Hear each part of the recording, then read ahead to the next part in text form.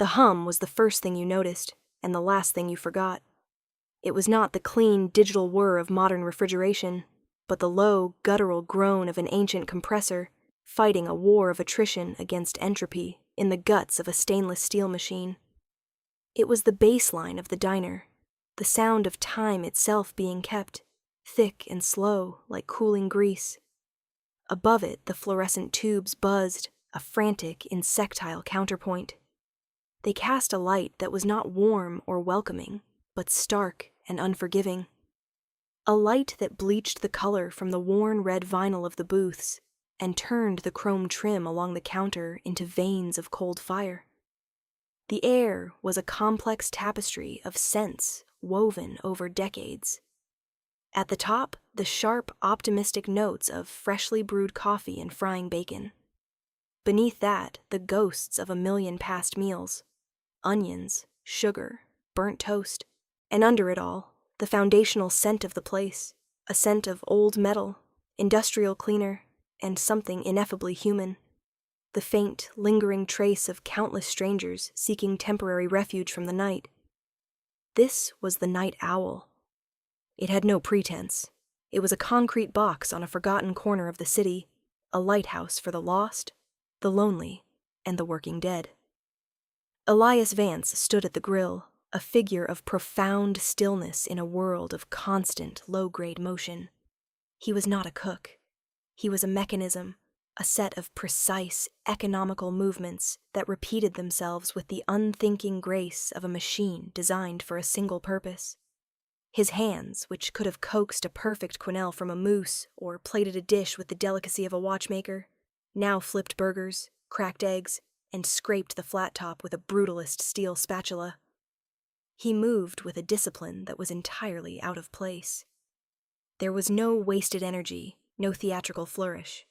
Each turn of the wrist, each step on the grease-slicked mat was calibrated for maximum efficiency. He wore a simple white apron over a gray t-shirt, the fabric worn thin and soft. The uniform of his self-imposed exile. He had once worn whites so crisp they could have been cut from paper, embroidered with a single, elegant compass, rose over the heart. Now he wore anonymity.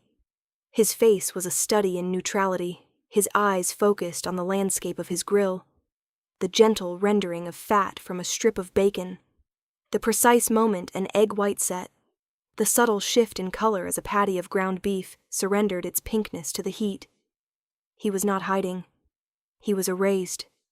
He had taken the masterpiece of his former life, a life built by his father's hands and his own talent, and painted it over with a thick, flat coat of institutional gray. He was a ghost, haunting the graveyard shift. At the far end of the diner, Maria moved with a different kind of rhythm. She was a small woman, bent by age but not broken by it. Her hair was a tight silver bun, her face a roadmap of a life lived without complaint. She pushed a heavy mop bucket, the water within sloshing with a gentle tidal sound. Her work was its own form of meditation. The sweep of the mop, the wringing of the cloth, the slow, methodical retreat across the linoleum floor, leaving a dark, gleaming path in her wake. She did not hurry. The floor would be dirty again tomorrow. The world would be dirty again tomorrow. Her task was not to achieve a permanent state of cleanliness, but to perform the ritual of it, to impose a temporary order on the chaos. She and Elias rarely spoke, but they existed in a state of mutual respect, two silent custodians of a forgotten space. They understood the dignity of work, the quiet honor in doing a simple thing well. They were the keepers of the flame in a temple no one remembered was sacred. The silence between them was not empty. It was a shared language of endurance. It was a fortress against the indifference of the city grinding away outside their windows. Tonight, the fortress was about to be breached. The bell above the door chimed, a sharp, discordant note that sliced through the diner's humming quiet. It was a sound that announced the arrival of the world, and the world, Elias knew, was always hungry. The three men who entered did not so much walk as pour themselves into the space, filling it instantly with an energy that was both predatory and performative. They moved like a single organism, a wolf pack testing the edges of a new territory. Two were large, dressed in expensive tracksuits that failed to conceal the bulk of ill-gotten muscle beneath. They were restless, their eyes darting around the empty diner, cataloging its shabbiness with open contempt. They were creatures of noise and motion, their presence an assault on the diner's fragile peace. Between them, at their center, was a man who was the complete antithesis of his companions. He was older, dressed in a tailored black suit of such quality that it seemed to drink the harsh fluorescent light and soften it. He was perfectly still. Where his men were a chaotic vibration, he was a point of absolute gravity. His stillness was not passive. It was coiled, immense, a reservoir of potential energy. His hair was silver, cut short and neat. His face was lean, his eyes dark and intelligent, missing nothing. He did not scan the room. He absorbed it. He was Mr. Kovac. His name was never spoken aloud by his men, but it hung in the air around him, a tangible field of force. They took a booth, the vinyl groaning under their combined weight. The two large men, Rocco and Leo, sprawled, draping their arms over the back of the seat, claiming the space with an arrogant physicality. Mr. Kovac sat upright, his hands resting calmly on the table. He was a statue flanked by gargoyles. A young waitress, barely out of her teens, approached their table, her pen and pad clutched in a nervous hand. Her name was Sarah. She was working her way through community college, and her fear was a bright, sharp scent in the air. Rocco looked her up and down, a slow, insolent appraisal that was a form of violence in itself.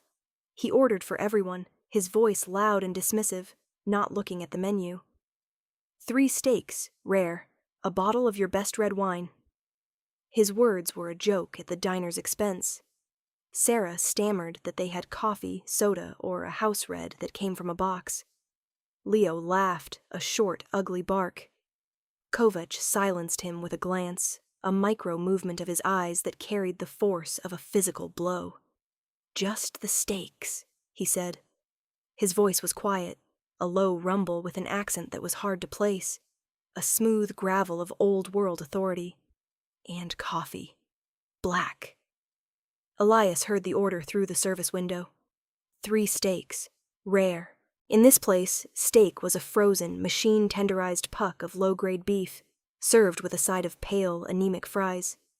It was a meal of last resort. But an order was an order.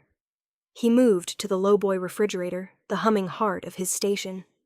He pulled out 3 vacuum-sealed portions of meat. He did not sneer at the quality. It was not the meat's fault. His father had taught him that. Respect the ingredient, whatever it is. Find its potential. He peeled back the plastic. He seasoned the steaks not with the pre-mixed shaker of salt and pepper, but with kosher salt, crushed between his thumb and forefinger, and black peppercorns ground from a small, personal mill he kept in his knife roll. It was a small act of rebellion, a quiet insistence on standards in a place that had none. He placed the steaks on the hottest part of the grill. The sizzle was a sudden, violent sound, a shriek of protein and fat meeting superheated steel. He did not walk away. He stood and watched, his senses attuned to the transformation taking place. He could smell the exact moment the Maillard reaction began, the complex chemical process that gives seared meat its flavor. He could hear the pitch of the sizzle change as the moisture cooked out. He was not just cooking.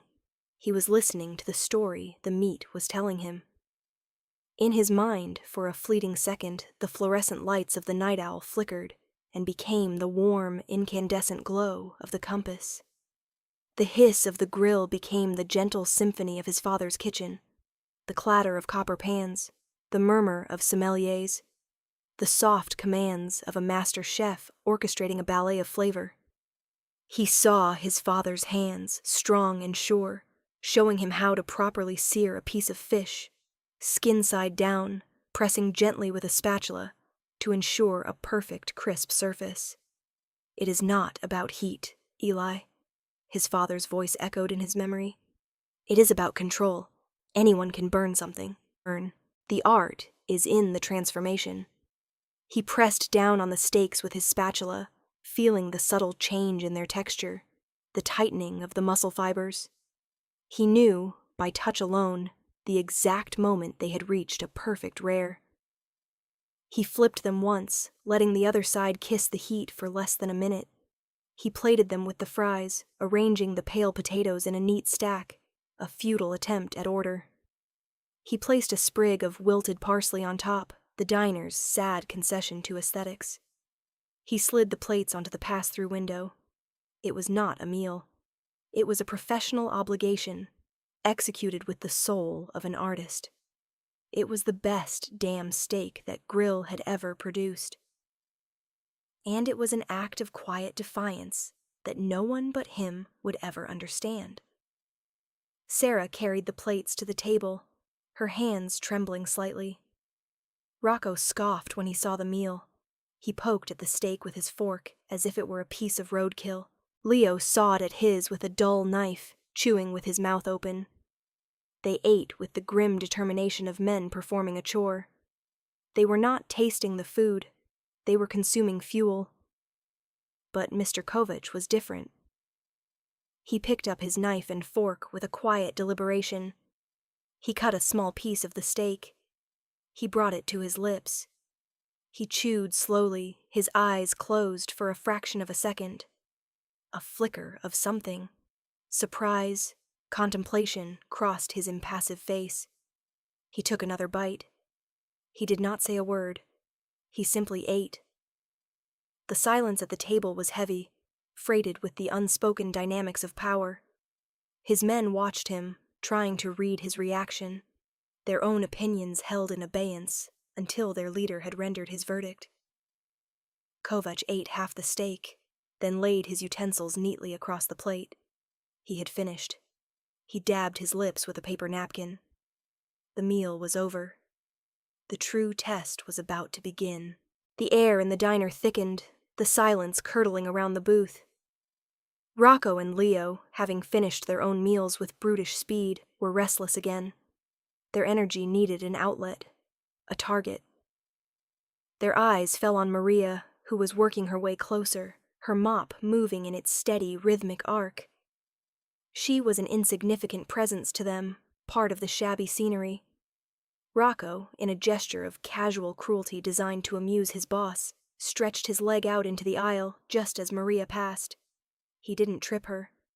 He nudged the bucket. It was a small, deliberate movement.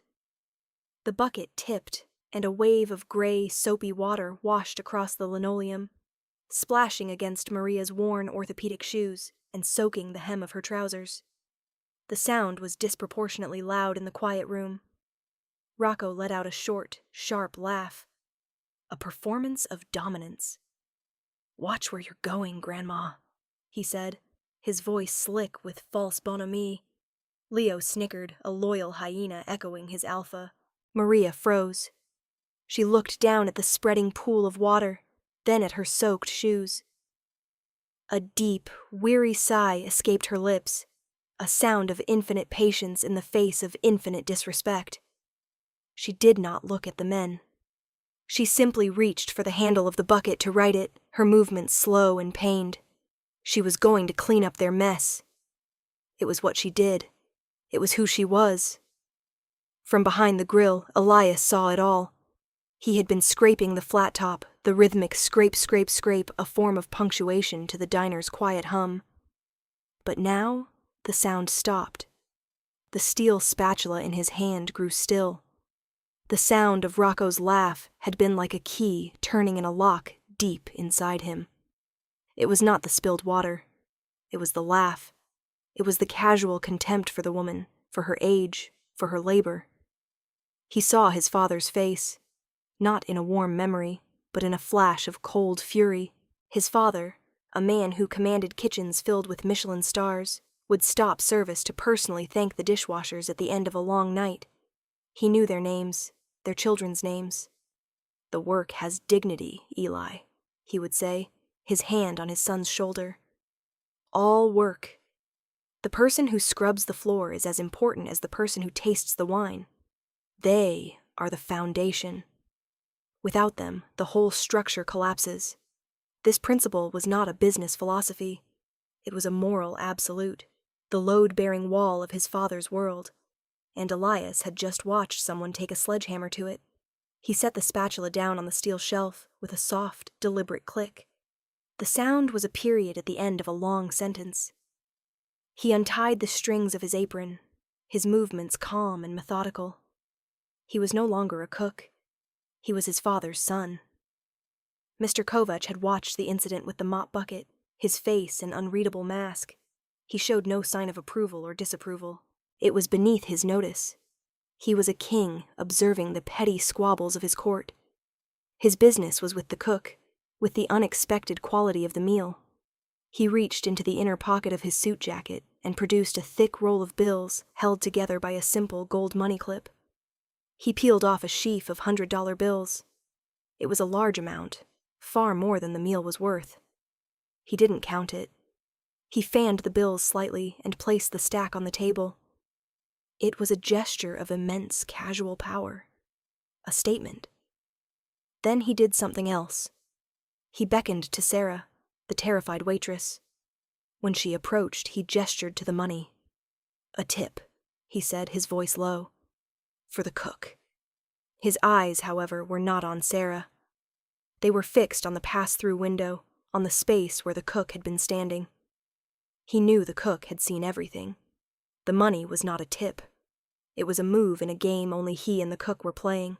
It was a question posed in the language of currency. What are you? Are you a man who can be bought? Or are you something else? The stack of bills sat on the scarred Formica tabletop, a silent, potent challenge. It was a bribe, a reward, an insult, and a test, all at once. Elias walked out from behind the counter. He moved with the same unhurried, deliberate grace he used at the grill. The diner seemed to hold its breath. Maria had stopped her work, standing by her overturned bucket, a silent, forgotten witness. Sarah stood frozen by the booth, unsure of what to do with the money. Elias walked directly to their table. He did not look at Rocco or Leo, who watched him with smirking, predatory curiosity. He looked directly at Mr. Kovach, a meeting of gazes across the small table. Kovach's eyes were dark, ancient, filled with a cold, assessing intelligence. Elias's were clear, steady, and utterly devoid of fear. He looked down at the stack of money on the table. It was more than he made in 2 months of working double shifts at the diner. It was a ticket out, a solution to a dozen petty problems. It was an obscenity. He reached out, his hand clean but for a few old burns, the legacy of his former life. He placed his fingers on the edge of the stack of bills. The paper was crisp, new. He did not pick it up. He pushed it. The stack slid smoothly across the Formica, back to the spot where Kovach had placed it. It came to a rest near the man's hand. It was a refusal, a verdict. A declaration of war fought with a single, silent gesture. Then Elias turned his back on them. He picked up a damp cloth from a bus tub and walked to an empty table a few feet away.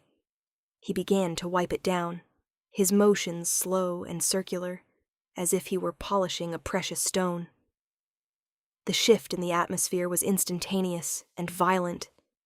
It was as if a vacuum had been created, and the air rushed in to fill it, hot and dangerous. The smirks vanished from the faces of Rocco and Leo, replaced by masks of raw, astonished fury. The disrespect was absolute, a public humiliation in front of their boss. It was unthinkable. Rocco was the first to move.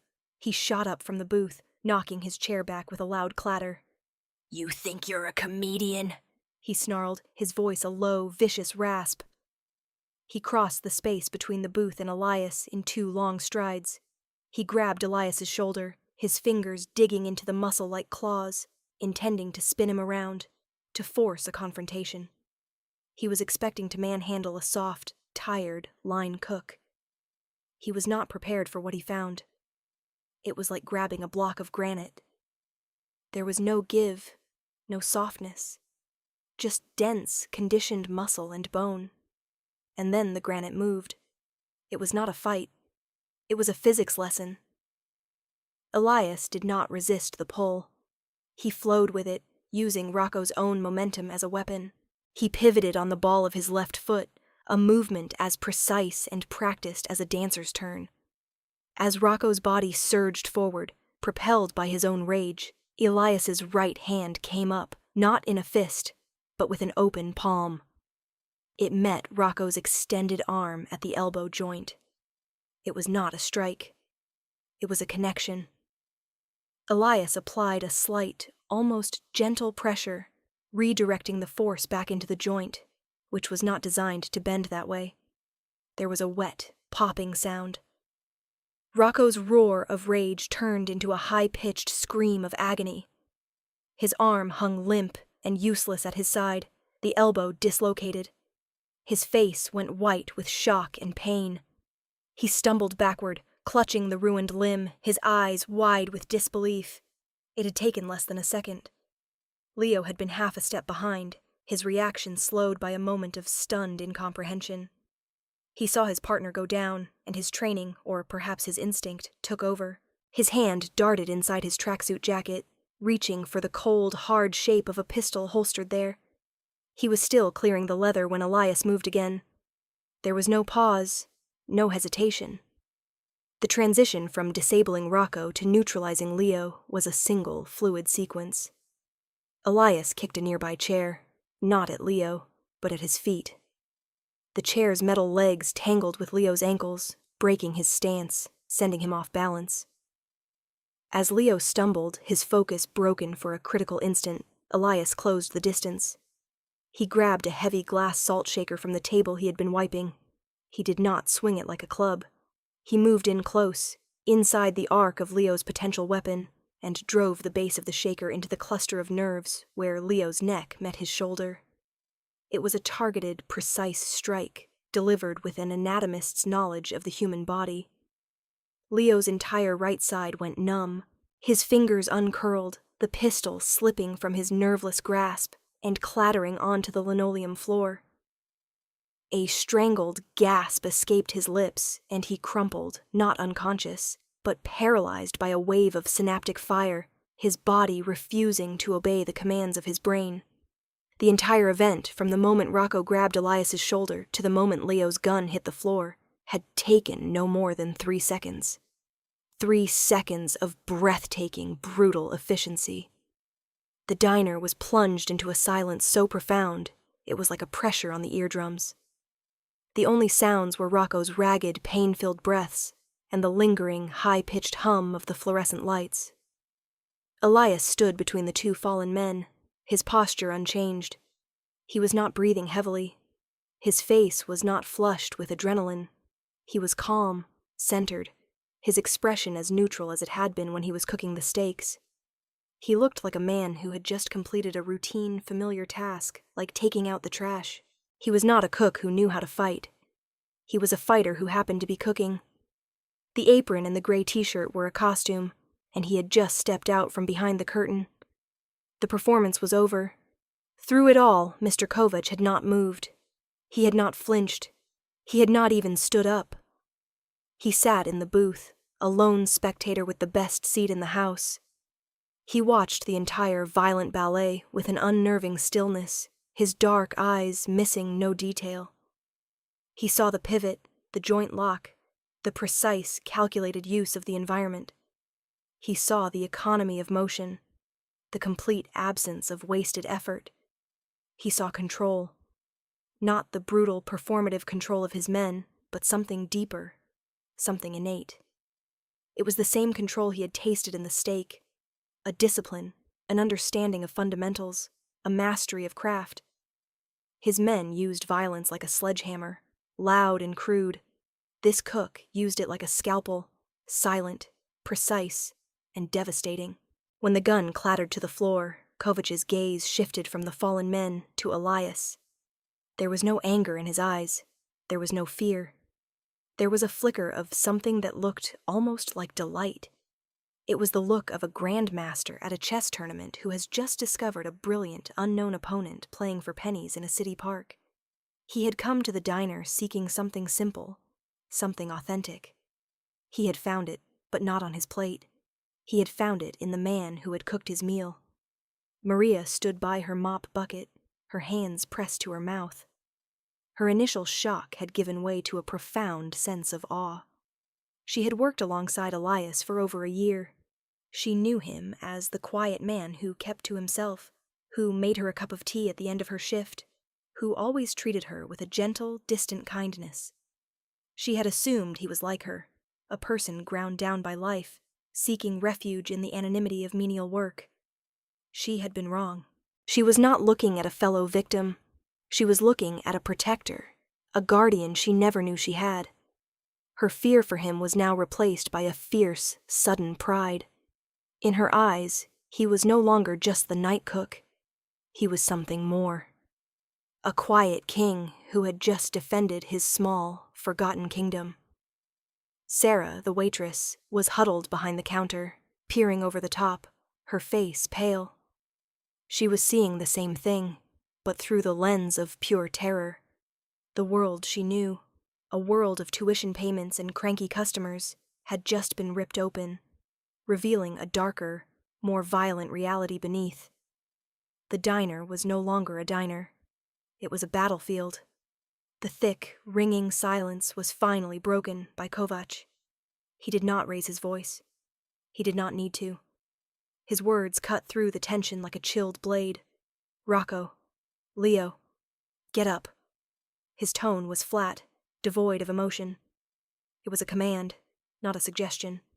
Slowly, painfully, the two men began to stir. Rocco cradled his dislocated arm, his face a mask of sweat and humiliation. Leo, the feeling slowly returning to his limbs in a wave of pins and needles, pushed himself to his knees, his eyes fixed on the gun lying on the floor. "Don't," Kovac said, his voice dropping half an octave. And the word had the physical effect of stopping Leo in his tracks. "Leave it. Now get out." He did not look at them as he spoke. His gaze was still locked on Elias. Shamed, broken, and utterly defeated, the two thugs scrambled to their feet. They stumbled towards the door, a pair of beaten dogs, their arrogance stripped away, leaving only the raw, pathetic reality of their weakness. They did not look back. The bell above the door chimed their exit, a sound that now felt like a final, mocking punctuation mark. The world had been expelled. The diner was quiet again, but it was a different kind of quiet.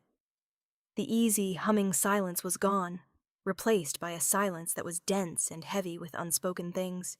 It was just the three of them now, the king in the booth, the warrior in the apron, and the old woman who had been the cause of it all. Elias hadn't moved. He stood over the fallen gun, a silent guardian. Kovac finally shifted his position. He slid out of the booth, his movements as fluid and controlled as Elias's had been.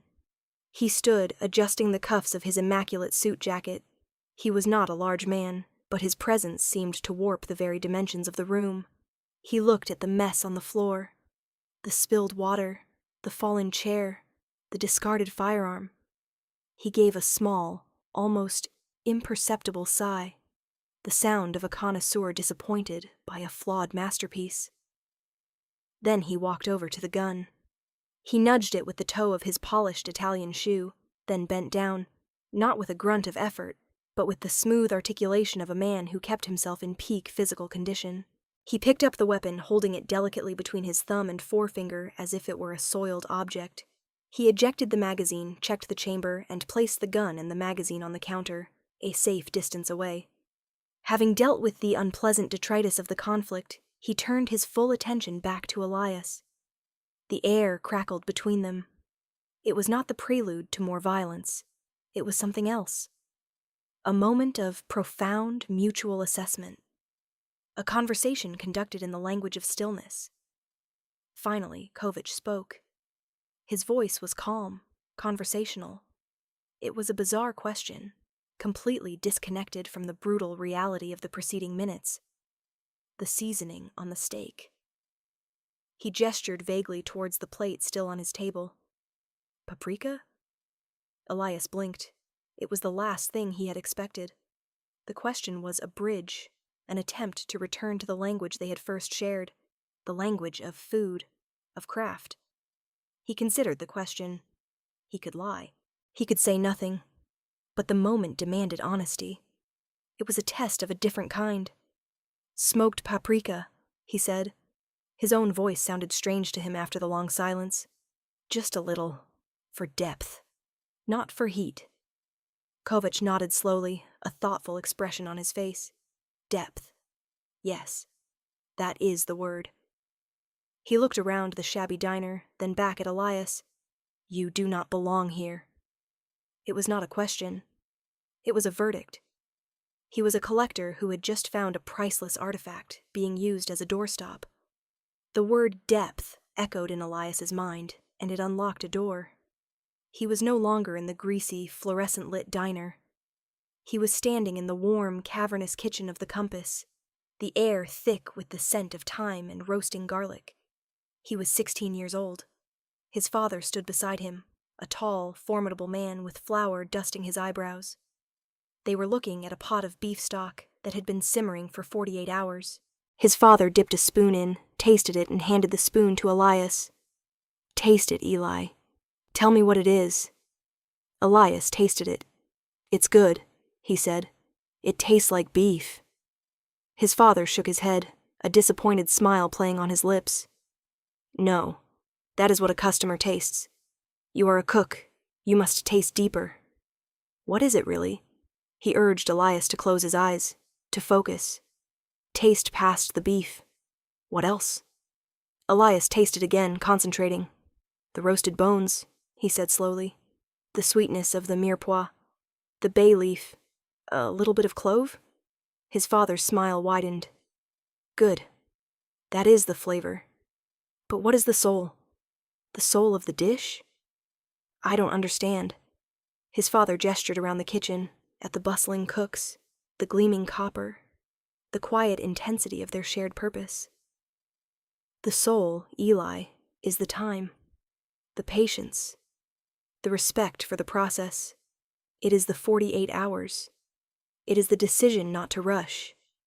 It is the integrity. Anyone can make something that tastes like beef, but to create depth, to create a soul, that requires a part of yourself. That is what they are paying for, not the food. They are paying for our integrity." His father's restaurant had been built on that single, unshakable principle, and Elias had watched men in expensive suits, men who tasted only of money and lies, dismantle it, lawsuit by lawsuit, until his father's great heart had simply given out. The memory was a fresh wound, a pain that had never scabbed over. He came back to himself, to the here and now of the Night Owl Diner. Kovach was watching him, his dark eyes seeming to see the memories flickering across his face. He saw the pain. He saw the history. "I know what happened to your father," Kovach said quietly. The words landed with the force of a physical blow. Elias felt the air leave his lungs. He had spent years erasing his name, his past, burying himself in this forgotten place. And this man, this stranger, had just excavated his deepest secret with a few simple words. It was a devastating display of power, more effective than any gun. He knew about the compass. He knew about the ruin. He knew about the legacy that had been stolen. Elias felt a sudden, cold dread. He had assumed this was a random encounter. It was not. Kovach had been looking for him. The stake, the tip, the fight. It had all been a test, a meticulously crafted interview. "My father was an honorable man," Elias said, his voice low and tight. "He built his world on a foundation of respect. These men," he gestured vaguely to the door through which Rocco and Leo had fled, "they have no respect. They stand on nothing. They are hollow." It was the most he had said at one time in years, a torrent of words from a man who had chosen silence as his shield. Kovach listened, his head tilted slightly. He did not defend his men. He did not have to. They were tools, and they had proven to be flawed. He was here for the master craftsman. "You are right," Kovach said. "They are hollow. They are a performance of strength. You are the substance." He reached into his jacket again, this time producing a slim, black business card. He slid it across the counter, the same counter where Elias had slid the money back. The symmetry was not lost on either of them. The card was heavy, made of a thick, matte stock. It held only a name, a phone number, and a single, embossed symbol. A stylized, ancient-looking key. There was no company name, no title. It needed none. "Come and see me," Kovich said. "We have things to discuss. About foundations."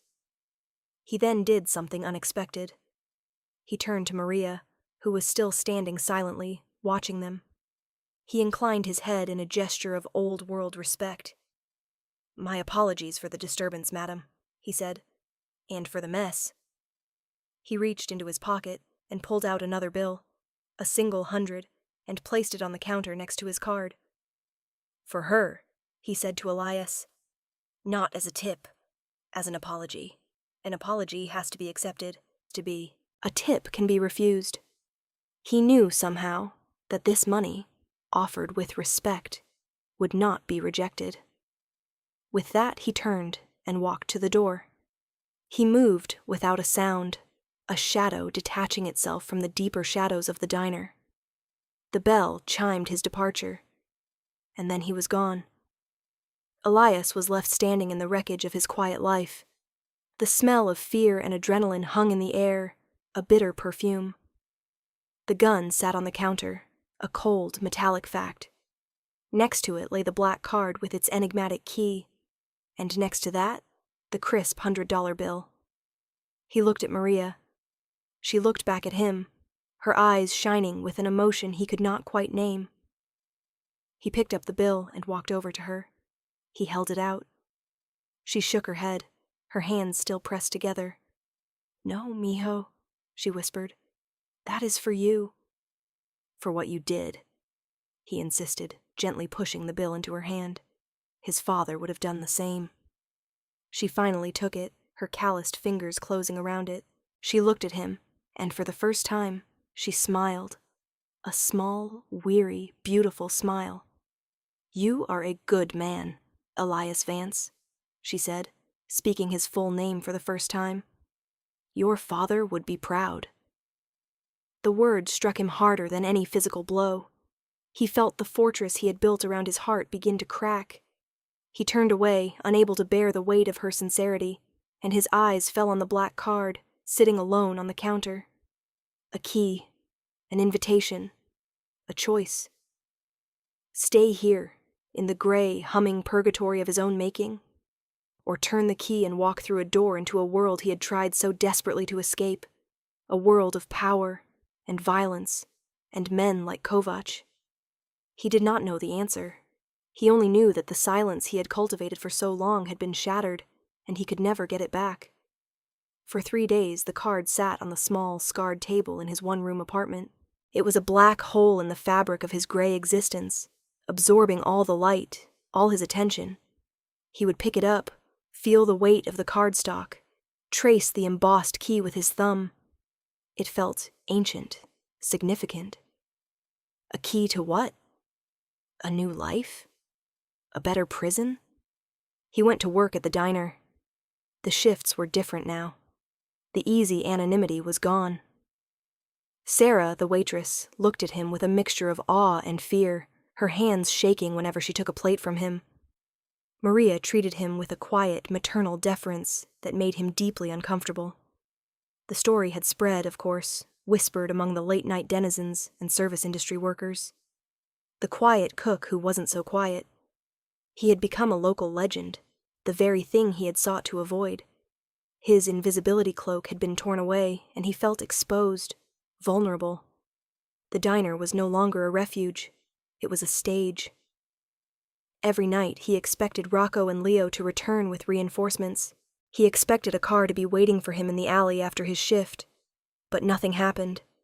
The silence from Kovich's world was as profound and deliberate as the man himself. It was a show of confidence. He was not being hunted. He was being recruited. The choice was his. On the 4th day, he woke up and knew he could not continue as he was.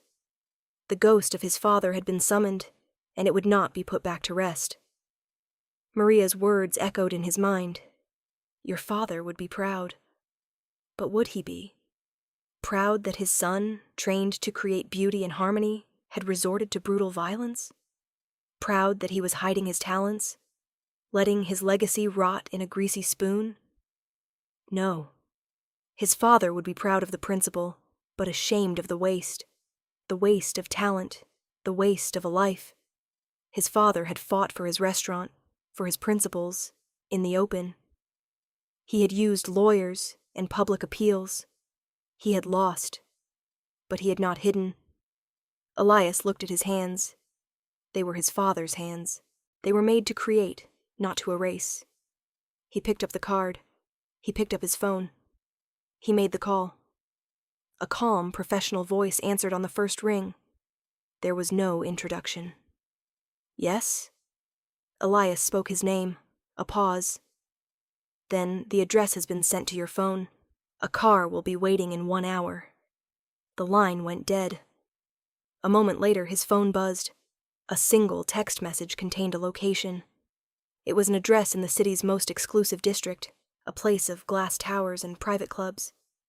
An hour later, a black sedan, so clean it looked like a piece of polished obsidian, glided to a stop outside his rundown apartment building. The driver, a man with a military posture and an earpiece, did not get out. He simply unlocked the rear door remotely. Elias got in. The interior was silent, smelling of expensive leather and cool, conditioned air. It was another world. They drove through the city, leaving the grit and grime behind, ascending into the clean, cold geometry of wealth and power. The car pulled into a private underground garage beneath a skyscraper that pierced the clouds. The driver led him to a private elevator. There was no button for a floor. The driver used a keycard, and the elevator began its silent, rapid ascent. His ears popped. The doors opened directly into a penthouse suite. The view was breathtaking. The entire city was laid out below, a glittering carpet of lights. But the room itself was a study in minimalist austerity. Dark wood floors, black leather furniture, walls of glass. It was not a home. It was a command center. Mr. Kovach stood by the window, looking out at his city. He was dressed in a simple black cashmere sweater and dark trousers. He turned as Elias entered. He gestured to a chair. "Thank you for coming," he said, as if Elias had been invited for a casual cup of coffee. "There is a rot in this city," Kovach began, without preamble. He walked over to a small, perfectly appointed bar and poured 2 glasses of a dark, amber liquid from a crystal decanter. He handed one to Elias. It was a Serbian plum brandy, aged for decades, smooth as silk and hot as fire. A rot of mediocrity, of corner-cutting, of disrespect for the craft. Men like Marcus Thorne.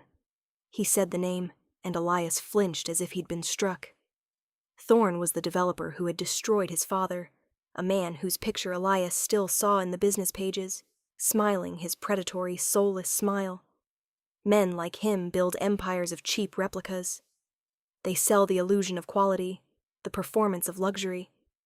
But there is no substance, no foundation. It is all hollow, just like my men. Kovach took a sip of his brandy, his eyes dark with a cold, controlled anger. I, too, am a businessman, but I believe in foundations. I believe in authenticity. I believe that quality, true quality, is the only real power. He looked directly at Elias. Your father understood this. And so do you. I tasted it in a $2 cup of coffee and a $15 piece of meat in a place that has forgotten what quality even means. I am not your man, Elias said, his voice steady. I am a cook. I am not a killer. Kovach smiled, a rare, thin smile that did not reach his eyes. I have enough killers. They are cheap. They are replaceable. What I need is a man who understands the difference between price and value. I am expanding my legitimate businesses, restaurants, hotels, import-export. But they are being run by hollow men. Men who value profit over principle. Men who would serve a frozen steak and call it cuisine. I want you to run them for me. I want you to build a new foundation, not with guns, but with integrity. I want you to build a kitchen, the best kitchen this city has ever seen. No budget, no compromises. A temple to the craft, built on the principles your father taught you. You will answer only to me. You will have my full protection and resources. And you will help me root out the rot in my own organization. And eventually, in this city. He paused, letting the offer hang in the air, a thing of impossible weight and scale. He walked to his desk and picked up a thick file. He tossed it on the coffee table in front of Elias. It slid open. The top page was a glossy photograph of Marcus Thorne. "This is your first project," Kovach said. "Thorne is one of my partners in a new hotel development. I am beginning to suspect his foundation is not as solid as he claims. Find the rot, Mr. Vance. Show me where it is." It was not a request for vengeance. It was a business proposition, a chance to use his skills, his heritage, his very identity, not for revenge, but for justice. A chance to tear down the hollow man who had destroyed his father, using the very principles of integrity that Thorne had mocked. Elias looked from the file to Kovach. He saw no deception in the man's eyes. He saw a cold, clear logic. Kovach was not a good man. He was a predator, a shark that swam in the deepest, darkest waters. But he had a code. And in a world of hollow men, a man with a code, any code, was a force of nature. Elias thought of the diner, of the humming fluorescent lights, of the endless nights spent erasing himself. He thought of his father's ghost, and Maria's smile, and the dead weight of his wasted talent. He could say no. He could walk out of the penthouse and return to his gray life. But he knew he couldn't. The door had been opened, and he was already on the other side. "On my terms," Elias said. Kovach nodded. "I would expect nothing less." Elias picked up the file. He did not open it. He knew what was inside. The blueprints of his new life. The schematics for his father's vindication. "I will need a kitchen," he said. "Not for your restaurants. For me. A place to work. A place to think." Kovach gestured to a door behind him. "Your contract and the plans for your new facility are on the desk in your office. Welcome to the company, Mr. Vance." 6 months later. The kitchen was a cathedral of stainless steel and white tile. It was a space designed not for production, but for perfection. Every surface gleamed under the custom-designed lighting, which mimicked the soft, warm glow of a setting sun. The air was clean, filtered, smelling only of the ingredients currently being prepared.